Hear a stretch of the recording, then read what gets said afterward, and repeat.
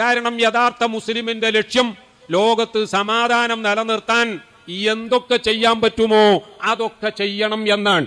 അല്ലാതെ ലോകത്ത് യുദ്ധം നിരന്തരം നടന്നുകൊണ്ടിരിക്കണം, എങ്കിലേ തങ്ങളുടെ വില കൂടിയ ആയുധങ്ങൾ വിൽക്കാനുള്ള മാർക്കറ്റുകൾ ലോകത്ത് ഉണ്ടാവുകയുള്ളൂ എന്ന് ചിന്തിക്കുകയല്ല ഒരു സമാധാനകാംക്ഷിയായ ആള് ചെയ്യേണ്ടത്. നിങ്ങൾ ആലോചിച്ചു നോക്കൂ, നമുക്ക് ഓരോരുത്തർക്കും ആലോചിച്ചാൽ മനസ്സിലാവൂലേ, ഉക്രൈൻ എന്ന് പറയുന്ന നാടിനെതിരെ റഷ്യ ആക്രമണം നടത്തി. നമ്മൾ പത്രങ്ങളിലും TV ചാനലുകളിലും ഒക്കെ വരുന്ന വാർത്തകൾ നിരീക്ഷിക്കുകയാണെങ്കിൽ അമേരിക്കയും യൂറോപ്പും ഒക്കെ റഷ്യയുടെ അക്രമത്തിന് എതിരാണ് എന്ന് നമ്മളൊക്കെ മനസ്സിലാക്കും.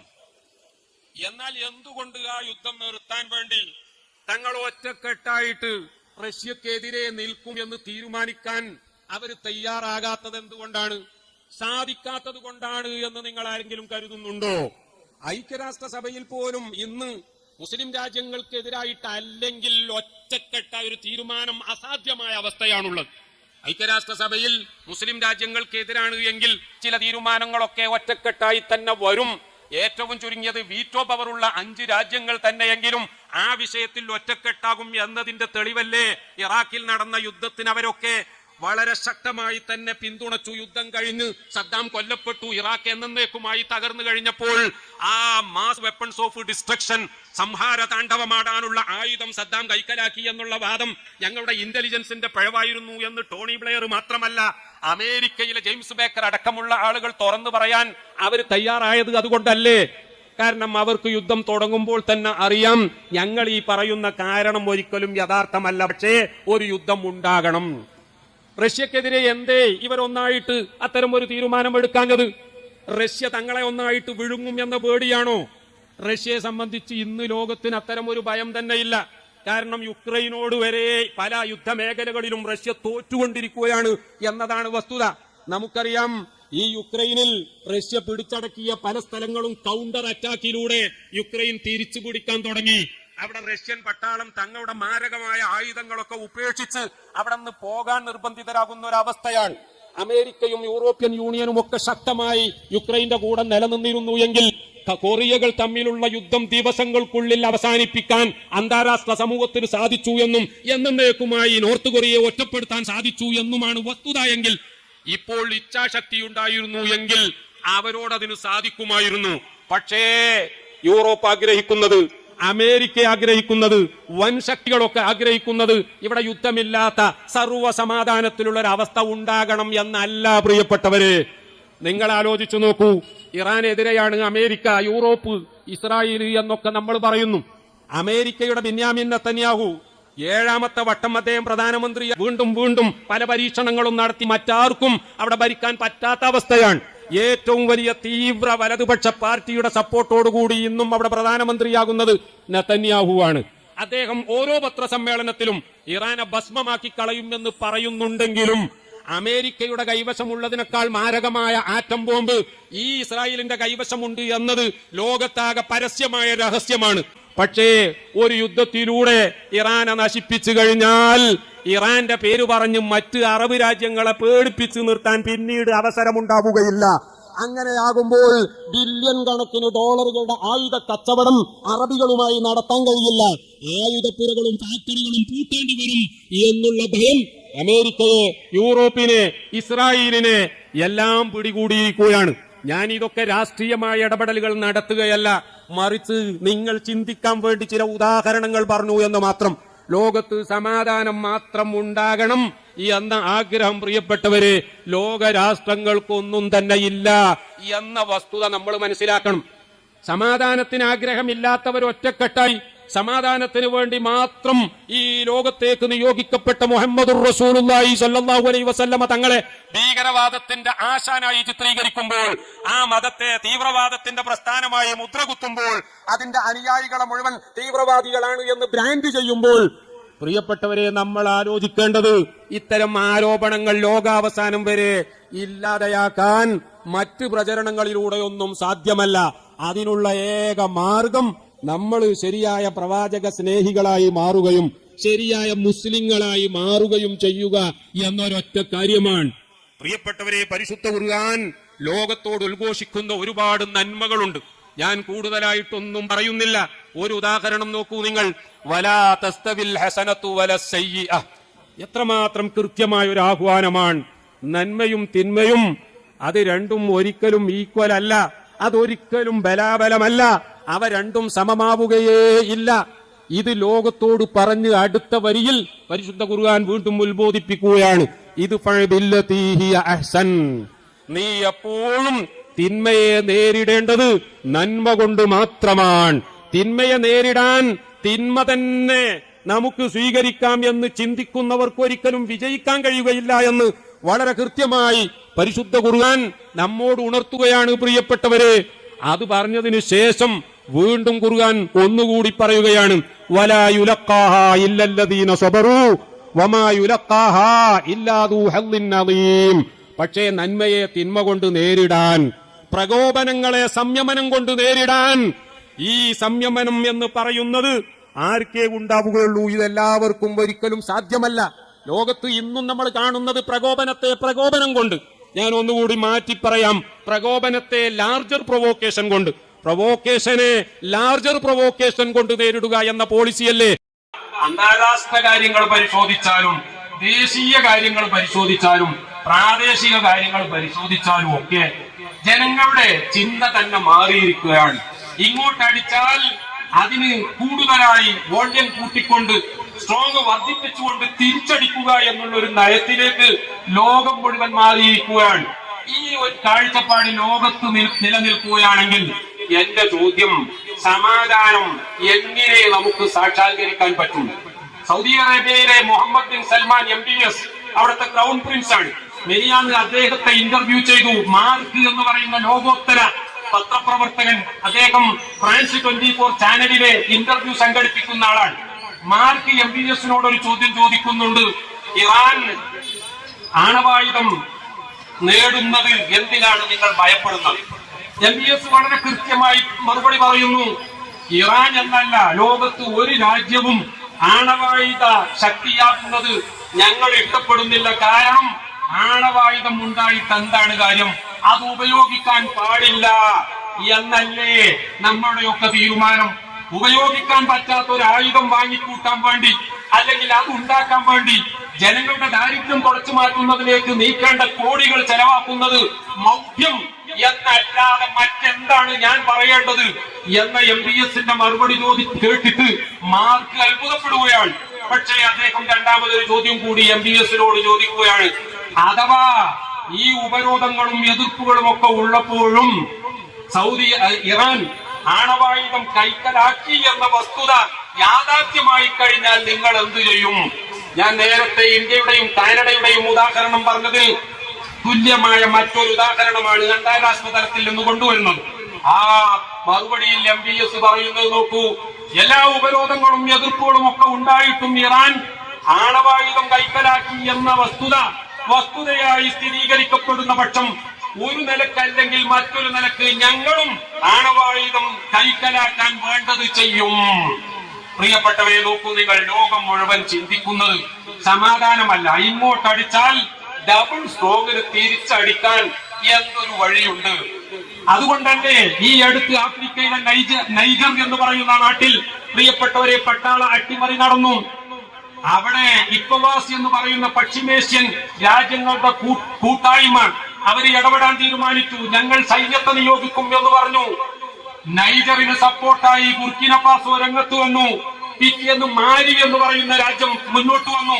ആ രണ്ട് രാജ്യങ്ങളിലും നേരത്തെ ഫ്രാൻസിന്റെ സൈനിക സാന്നിധ്യത്തെ എതിർത്തുകൊണ്ട് പട്ടാള അട്ടിമറി നടന്ന രാജ്യങ്ങളാണ്. ആ രണ്ട് രാജ്യങ്ങളും മുന്നോട്ട് വന്നുകൊണ്ട് പറഞ്ഞു, നൈജറിനെ തൊട്ടാൽ അക്കളി തീക്കളിയായിരിക്കും, സൂക്ഷിച്ചോ, ഞങ്ങളുടെ പട്ടാളത്തെ ഞങ്ങൾ നൈജറിൽ വിന്യസിക്കാൻ പോവുകയാണ്. നോക്കണം, ഐക്യരാഷ്ട്ര സഭയ്ക്ക് ഒന്നും ചെയ്യാൻ പറ്റിയില്ല, യൂറോപ്യൻ യൂണിയന് അനങ്ങാൻ പറ്റിയില്ല. മാത്രമല്ല അവിടെയൊക്കെ സൈനിക സാന്നിധ്യമുള്ള ഫ്രാൻസ് ബുർക്കിന ഫാസോയിൽ നിന്നും മാലിയിൽ നിന്നും സൈന്യങ്ങളെ പിൻവലിക്കാൻ നിർബന്ധിതരായപ്പോൾ ഞങ്ങൾ നൈജറിൽ നിന്ന് പിൻവലിക്കൂല എന്ന് പറഞ്ഞപ്പോൾ അവരുടെ 1800 പട്ടാളക്കാരെ അവിടെ തന്നെ നിലനിർത്തുകയാണെങ്കിൽ അവരുടെ അംബാസിഡറെ വീട്ടുതടങ്കലിലാക്കി നൈജർ വെല്ലുവിളിച്ചിരിക്കുകയാണ്. ഫ്രാൻസിനൊന്നും ചെയ്യാൻ പറ്റിയില്ല, ആഫ്രിക്കൻ യൂണിയൻ ഒന്നും ചെയ്യാൻ പറ്റിയില്ല. പറഞ്ഞത് ലോകം അസഹിഷ്ണുതയുടെ നേരെ വളരെ ശക്തമായി മുന്നേറുകയാണ്. ഇവിടെയാണ് ബഹുമാനപ്പെട്ട മുഹമ്മദുർ റസൂലുള്ളാഹി 1400 വർഷങ്ങൾക്ക് മുമ്പ് പ്രിയപ്പെട്ടവരെ ലോകത്തോട് പറഞ്ഞതാണ്. ഞാൻ നേരത്തെ നിങ്ങളെ കേൾപ്പിച്ചത്, വലാ തസ്തവിൽ ഹസനത്തു വല സയ്യിഅ, ഒരിക്കലും നന്മയും തിന്മയും ഒരിക്കലും നെവർ ഈക്വൽ, അവ ഒരിക്കലും സമമല്ല. ഇത് നീ എപ്പോഴും തിന്മയെ നേരിടേണ്ടത് നന്മ കൊണ്ടാണ്. തിന്മയെ നേരിടാൻ നന്മയാണ് നീ ഉപയോഗപ്പെടുത്തുന്നതെങ്കിൽ അതിന്റെ അനന്തര ഫലം എന്തായിരിക്കുമെന്നറിയാമോ?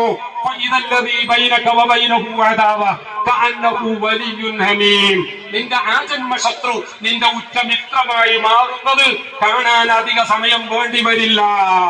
പ്രിയപ്പെട്ടവരെ, റസൂലുള്ളാഹി സ്വല്ലല്ലാഹു അലൈഹി വസല്ലമ തങ്ങളെ കൊല്ലാൻ വേണ്ടി വിഷത്തിലൂട്ടിയ വാളുമായി പോകുന്ന ഒരു ചെറുപ്പക്കാരനെ നോക്കൂ. ആ ചെറുപ്പക്കാരന്റെ പേര് ഉമർ എന്നാണ്. അദ്ദേഹത്തിന്റെ കയ്യിലുള്ളത് മൂർച്ചയേറിയ കടുകമാണ്, വാളാണ്. പോകുന്നത് എങ്ങോട്ടാണെന്നറിയാമോ? ചെറുപ്പക്കാരെ തെറ്റിപ്പിക്കുന്ന വഴിതെറ്റിക്കുന്ന ഒരു പ്രവാചകവാദി വന്നിട്ടുണ്ട്. അവന്റെ പേര് മുഹമ്മദാണ്. അവന്റെ തലയെടുക്കാൻ വേണ്ടിയാണ് ഞാൻ പോകുന്നത് എന്ന് പറഞ്ഞുകൊണ്ട് ഊരിപ്പിടിച്ച വാളുമായി പോകുന്ന ചെറുപ്പക്കാരൻ പോകുന്ന വഴിയെ തന്റെ സിസ്റ്റർ, തന്റെ പെങ്ങളുടെ വീട്ടിന്റെ അടുത്തെത്തിയപ്പോൾ അവിടെ വെച്ചൊരു ചെറുപ്പക്കാരനെ കാണാൻ ഇടയാവുകയാണ്. ആ ചെറുപ്പക്കാരൻ കയ്യിൽ ഊരിപ്പിടിച്ച വാളുമായി പോകുന്ന ഉമറിനെ അഭിസംബോധന ചെയ്തു. ചോദിക്കുന്നു, where are you going sir? എവിടെ പോവുകയാണ്? ഉമർ പറഞ്ഞു, ഞാൻ മുഹമ്മദിന്റെ അടുത്ത് പോവുകയാണ്. എന്തിന്? തലയെടുക്കാൻ പോവുകയാണ്. എന്താ പ്രശ്നം? ഉമർ വളരെ ഓപ്പണായി പറഞ്ഞു, ചെറുപ്പക്കാരെ മുഴുവൻ വഴിതെറ്റിക്കുകയാണ്, അവരെ പുതിയ മതത്തിലേക്ക് ക്ഷണിക്കുകയാണ്. ഇത് ഈ നാട്ടിൽ ഒരിക്കലും ഞാൻ അനുവദിക്കുകയില്ല. ഇപ്പൊ പോയി തല മുറിച്ച് ഞാൻ കൊണ്ടുവരും. ഓ, എന്നാൽ ഡോണ്ട് ബി ഹറി, ധൃതി കൂട്ടണ്ട. നീ ആദ്യം ഒരു കാര്യം ചെയ്യും, നിന്റെ സ്വന്തം പെങ്ങളുടെ വീട്ടിൽ പോ. ആ വീട്ടിൽ പോയിട്ട് നീ ഒന്ന് നിന്റെ പെങ്ങളെയും അളിയനെയും നന്നാക്ക്.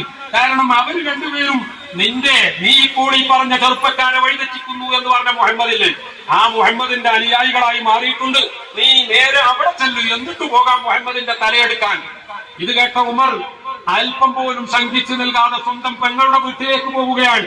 വാതില് പുറത്ത് അദ്ദേഹം എത്തിയപ്പോൾ അകത്ത് നിന്നൊരു പ്രത്യേക ശബ്ദം കേൾക്കുന്നു. ആ ശബ്ദം കേട്ടപ്പോൾ ഉമറിന് മനസ്സിലായി, തന്റെ പെങ്ങളും അളിയനും പുതിയ പാർട്ടിയിൽ ചേർന്നിരിക്കുകയാണ്. അതിന്റെ ചില പാഠങ്ങൾ അഭ്യസിക്കുകയാണ് അവർ. കതകിൽ മുട്ടി, തുറക്കുന്നില്ല. വീണ്ടും മുട്ടി. അപ്പോൾ പറയുന്നത്, വെയിറ്റ് ചെയ്യൂ, അല്പം കാത്തിരിക്കൂ എന്നാണ്. കാരണം പെങ്ങൾക്ക് അളിയനെ കട്ടിലിനടിയിൽ ഒളിപ്പിക്കേണ്ടതുണ്ട്. ആ പെങ്ങൾക്ക് അളിയനെ കട്ടിലിനടിയിൽ ഒളിപ്പിക്കാൻ സാവകാശം ആവശ്യമുണ്ട്. അതുകൊണ്ടാ കതക് തുറക്കാത്തത്. അളിയനെ കട്ടിലിനടിയിൽ ഒളിപ്പിച്ചതിന് ശേഷം പെങ്ങൾ വാതിൽ തുറക്കുകയാണ്. വാതിൽ തുറന്നപ്പോൾ ഉമർ ചോദിക്കുന്നു, ഞാനിപ്പോ ഈ വീട്ടിനുള്ളിൽ നിന്നൊരു പ്രത്യേക ശബ്ദം കേട്ടല്ലോ, എന്താണത്? അത് നിന്നെ കേൾപ്പിക്കാൻ പറ്റില്ല എന്ന് ധൈര്യപൂർവ്വം ആ സ്ത്രീ മനസ്സ് തുറന്നു പറയുകയാണ്. തന്റെ സഹോദരനെ പറ്റി, സഹോദരന്റെ ശൗര്യത്തെ പറ്റിയും ക്രൗര്യത്തെ പറ്റിയും നന്നായി ബോധ്യമുള്ള ആ പെങ്ങൾ പക്ഷേ അല്പം പോലും പതറിയില്ല. അവര് പറഞ്ഞു, നിന്നെ കേൾപ്പിക്കാൻ പറ്റില്ല. ഉമർ റളിയല്ലാഹു അൻഹു പറഞ്ഞു, എനിക്ക് കേൾക്കണം, നിങ്ങൾ വായിച്ചുകൊണ്ടിരുന്ന പുസ്തകം എനിക്ക് വായിക്കണം. ഉടനെ പെങ്ങൾ പറഞ്ഞു, പക്ഷേ ഇത് വൃത്തിയില്ലാത്തവർക്ക് നൽകാൻ സാധ്യമല്ല, നീ പോയി കുളിച്ച് വൃത്തിയായി വായെങ്കിൽ തരാം.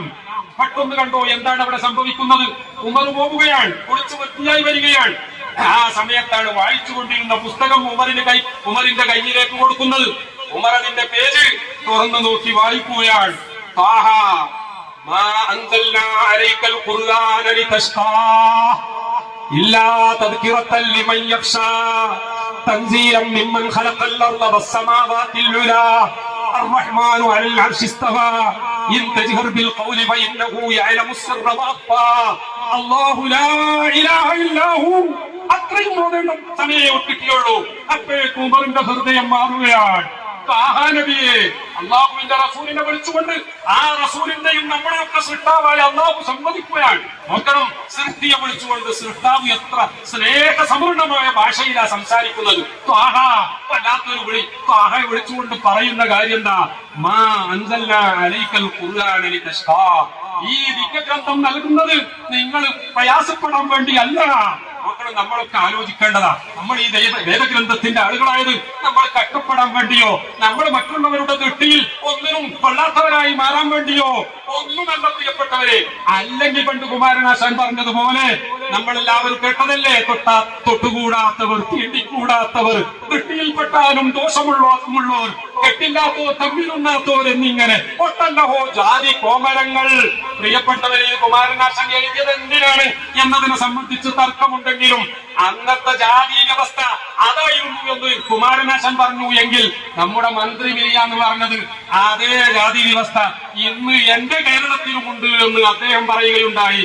മാത്രമല്ല, ഉദയനിധി സ്റ്റാലിൻ തമിഴ്നാട്ടിൽ അത്തരം ജാതി വ്യവസ്ഥയെ വളരെ ശക്തമായി ആക്ഷേപിച്ച് മുന്നോട്ട് വന്നത് ഞാൻ അതിലേക്കൊന്നും കടക്കുന്നില്ല പ്രിയപ്പെട്ടവര്. സനാതന ധർമ്മം എന്താണെന്നോ സനാതന മൂല്യങ്ങൾ എന്താണെന്നോ അതിലേക്കൊന്നും ഞാൻ കടക്കുന്നില്ല. ഞാൻ പറഞ്ഞു വന്നത് പ്രിയപ്പെട്ടവര്, പരിശുദ്ധ ഖുർആൻ പറയുകയാണ്, നിങ്ങൾ അൺടച്ചബിൾ ആകാനോ മറ്റുള്ളവരുടെ മുന്നിൽ നിങ്ങൾ ഒന്നിനും കൊള്ളാത്തവരാകാനോ അല്ല, നിങ്ങൾ കഷ്ടപ്പെടാൻ വേണ്ടിയോ പ്രയാസപ്പെടാൻ വേണ്ടിയോ അല്ല ഈ വിധിഗ്രന്ഥം നിങ്ങൾക്ക് നൽകിയിട്ടുള്ളത്. ഇതനുസരിച്ച് നിങ്ങൾ ജീവിച്ചാൽ പ്രപഞ്ചത്തിന്റെ മുഴുവൻ സൃഷ്ടാവിന്റെ ഇംഗിതത്തിന് വഴങ്ങിയവരായി നിങ്ങൾ മാറും. അങ്ങനെ സൃഷ്ടാവിനനുസരിക്കുന്ന സൃഷ്ടികളായി നിങ്ങൾ മാറിയാൽ സൃഷ്ടാവ് തയ്യാറാക്കിയ സ്വർഗത്തിലേക്ക് നിങ്ങൾക്ക് കടന്നു ചെല്ലാം എന്നതാണ് പരിശുദ്ധ ഖുർആൻ പ്രഖ്യാപിച്ചത് എങ്കിൽ അത് വാങ്ങി വായിച്ച ഉമർ ഖത്താബ് റളിയല്ലാഹു അൻഹു പ്രിയപ്പെട്ടവരെ ആ വാളുമായി റസൂലുള്ളാഹി സ്വല്ലല്ലാഹു അലൈഹി വസല്ലമ തങ്ങളുടെ ഹദ്റത്തിലേക്ക് പോകുകയാണ്.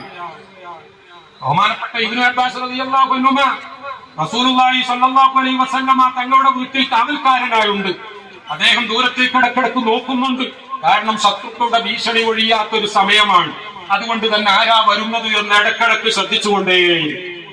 ഉമർ റളിയല്ലാഹു അൻഹുവിന്റെ രൂപം തന്റെ കണ്ണിൽപ്പെട്ടപ്പോൾ ഭയവിഹ്വലനായ ഇബ്നു അബ്ബാസ് റളിയല്ലാഹു അൻഹു അല്ലാഹുവിന്റെ റസൂലിനോട് പറയുകയാണ്, തങ്ങളെ സംഗതി അത്ര പഥ്യമല്ല, എനിക്ക് തോന്നുന്നത് എന്തോ ഒരു പന്തികേട് തോന്നുന്നു. ഉമർ കയ്യിൽ വാളുമായി വരുന്നുണ്ട്. അല്ലാഹുവിന്റെ റസൂൽ ആരാ പ്രിയപ്പെട്ടവരെ? സാധാരണക്കാരാണെന്നോ മരിച്ചാൽ ദുർഗന്ധം കൊണ്ട് മറ്റുള്ളവർ ബുദ്ധിമുട്ടാതിരിക്കാൻ വേണ്ടിയാണ് കുഴിച്ചിട്ടത് എന്നൊന്നും പറയുന്നവർ യഥാർത്ഥ മുസ്ലിം അല്ല എന്ന് പറയുക തന്നെ വേണം. ഞാൻ വിശദീകരണത്തിലേക്ക് കടക്കുന്നില്ല. അള്ളാഹുവിന്റെ റസൂൽ ആരാ? അള്ളാഹുവിന്റെ റസൂലും സിദ്ദീഖുൽ അക്ബർ റളിയല്ലാഹു അൻഹു മാത്രം ഒരു ഗുഹയിൽ അകപ്പെട്ട സംഭവം നിങ്ങൾക്ക് ഓർമ്മയില്ലേ? ശത്രുക്കളകത്ത് എറിഞ്ഞു വരുന്നു. അവര് രണ്ടുപേരും കഴിഞ്ഞുകൂടുന്ന ആ ഗുഹയുടെ തൊട്ട് മേലെ അവരെത്തിയിരിക്കുകയാണ്. സിദ്ദീഖ് റളിയല്ലാഹു അൻഹു മേൽപോട്ട് നോക്കിയപ്പോൾ ആ ഗുഹക്കുള്ള ദ്വാരത്തിലൂടെ കാണുകയാണ് ശത്രുക്കളുടെ കാൽപാദങ്ങൾ. അവരെങ്ങാനും ഒന്ന് താഴോട്ട് നോക്കിയാൽ തീർച്ചയായിട്ടും ആ ഗുഹയിൽ ഒളിച്ചിരിക്കുന്നവരെ കാണും. അതോടുകൂടി ഈ പ്രസ്ഥാനം മുളയിലെ എന്നുള്ളപ്പെടും എന്ന് ബോധ്യമുള്ള സിദ്ദീഖുൽ അക്ബർ റളിയല്ലാഹു അൻഹു പറഞ്ഞു, തങ്ങളെ അവരെത്തിക്കഴിഞ്ഞു, എന്താ ചെയ്യ, രക്ഷപ്പെടുമോ?